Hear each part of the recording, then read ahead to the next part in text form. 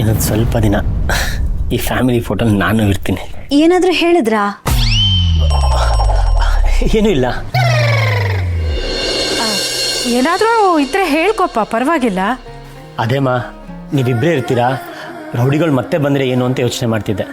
ಓಹ್, ಪರವಾಗಿಲ್ಲಪ್ಪ, ನನ್ನ ಮಗ ಇನ್ನೇನು ಬಂದ್ಬಿಡ್ತಾನೆ.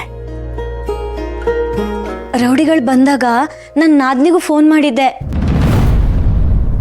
ನಾವು ಕಷ್ಟದಲ್ಲಿರೋದು ಗೊತ್ತಾಗಿ ಅವಳು ಬರ್ದೇ ಇರಲ್ಲ. ಹಾಗಾದರೆ ನಾನು ಇಲ್ಲೇ ಕಾಯ್ತೀನಿ. ಅಂದರೆ ನಿಮ್ಮ ಮಗಳು ಮಗ ಬರೋವರೆಗೂ ಇಲ್ಲೇ ಇರ್ತೀನಿ ಅಂದೆ. ಅಲ್ಲಪ್ಪ, ಈಗಾಗಲೇ ನೀನು ಮಾಡಿರೋ ಉಪಕಾರ ಬೇಕಾದಷ್ಟಾಯಿತು. ಈಗ ನಮ್ಮನ್ನು ಕಾಯೋ ಕೆಲಸನೂ ನಿನ್ನ ಹೆಗಲ ಮೇಲೆ ಹಾಕೋದು ನನಗೆ ಯಾಕೋ ಅಷ್ಟು ಸರಿ ಕಾಣ್ತಿಲ್ಲ. ಹೌದು, ನಿಮ್ಗೇನು ಕೆಲಸ ಇದೆಯೋ ಏನೋ. ಇದಕ್ಕಿಂತ ಮುಖ್ಯವಾಗಿರೋ ಕೆಲಸ ಏನೂ ಇಲ್ಲ.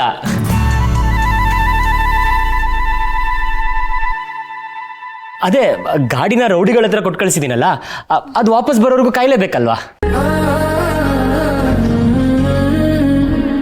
ಕಿಟ್ಟಪ್ಪಣ್ಣ, ಇದೇನು ಮಾಡ್ತಾ ಇದ್ದೀರಾ? ನನ್ನನ್ನು ಕ್ಷಮಿಸ್ಬಿಡು ಮಲ್ಲಿ.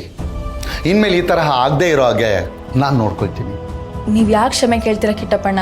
ಮುಂದೆ ತಪ್ಪಾಗ್ದಿರೋ ಹಾಗೆ ನೋಡ್ಕೋತೀನಿ ಅಂದ್ರಲ್ಲ, ಅಷ್ಟು ಸಾಕು. ಸಾಲ ಮಾಡುವಾಗಲೇ ಜನ ಸ್ವಾಭಿಮಾನನ ಕಳ್ಕೊಂಡು ಅರ್ಧ ಸತ್ತಿರ್ತಾರೆ. ಮರ್ಯಾದೆನೂ ಕಳ್ಕೊಂಡ್ರೆ ಬದುಕಕ್ಕೆ ಕಷ್ಟ ಆಗುತ್ತೆ. ನನ್ಗೆ ಅರ್ಥ ಆಗುತ್ತೆ ಮಲ್ಲಿ, ನಾನು ನೋಡ್ಕೊಳ್ತೀನಿ.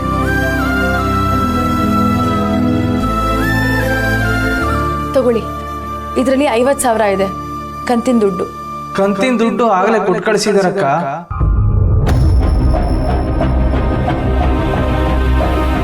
ಏನು ಹೇಳ್ತಾ ಇದ್ದೀರಾ?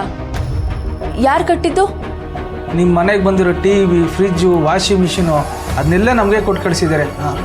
ಅಲ್ಲಿ ನೋಡಿ.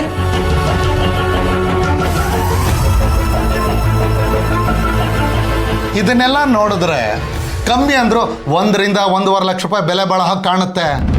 ಹೆದರ್ಸಿ ಬೆದರ್ಸಿ ಏನಾದ್ರು ತೊಗೊಂಬಂದ್ರ ಹೇಗೆ? ಇಲ್ಲ ಬಾಸು, ನಾವು ದುಡ್ಡು ಕೇಳಿದಾಗ ಅವ್ರ ಹತ್ರ ಇರಲಿಲ್ಲ. ಕೊನೆಗೆ ಸೇಲ್ಸ್ ಹುಡುಗ ಸಂಧಾನ ಮಾಡಿ ಇದನ್ನ ಕೊಟ್ಟು ಕಳಿಸ್ತಾ. ನಾವು ಯಾರಿಗೂ ತೊಂದರೆ ಕೊಟ್ಟಿಲ್ಲ, ಸತ್ಯವಾಗ್ಲು. ಸರಿ ಸರಿ ಮಲ್ಲಿ, ಅಲ್ಲಿಗೆ ಬಾಕಿ ಇರೋ ಎಲ್ಲ ಕಂತು ಚುಕ್ತ ಆದಂಗೆ ಆಯಿತು. ಇರ್ಲಿ ತಗೊಳ್ಳಿ, ಇದು ಮುಂದಿನ ತಿಂಗಳ ಕಂತು. ನಿಂಗೆ ಮಾಡಿರೋ ತೊಂದರೆಗೆ ಇದನ್ನು ತಗೊಳ್ಳೋದಕ್ಕೆ ನನಗೆ ಮನಸ್ಸು ಬರ್ತಾ ಇಲ್ಲ ಮಲ್ಲಿ. ಮುಂದಿನ ತಿಂಗಳೇ ಕೊಡು, ಪರವಾಗಿಲ್ಲ. ದುಡ್ಡಿನ ವಿಷಯದಲ್ಲಿ ಅನುಕಂಪ ಒಳ್ಳೇದಲ್ಲ ಕಿಟ್ಟಪ್ಪಣ್ಣ. ಸಾಲ ಮಾಡಿದ್ಮೇಲೆ ಅದನ್ನ ಕಟ್ಟೋ ಜವಾಬ್ದಾರಿ ನಮ್ದು. ಕಷ್ಟ ಇದ್ದಾಗ ಸಮಯ ಕೊಟ್ಟು ಸಹಾಯ ಮಾಡಿದ್ದೀರಾ. ಈಗ ನನ್ನ ಕೈಯಲ್ಲಿ ದುಡ್ಡಿದ್ದಾಗ ನಾನು ಕೊಡದೇ ಇದ್ರೆ ಅದು ತಪ್ಪಾಗುತ್ತೆ. ತಗೊಳ್ಳಿ. ಸಾಲ ತಗೊಂಡಿರೋ ನಿಮ್ಮ ಅಣ್ಣ ಬಂದು ಇದೆಲ್ಲ ಮಾಡಬೇಕಾಗಿತ್ತು, ಆದರೆ ನೀನು ಮಾಡ್ತಾ ಇದೀಯಾ. ನಿನ್ನಂಥ ಹುಡುಗಿರಿರೋದು ಬಹಳ ಅಪರೂಪ.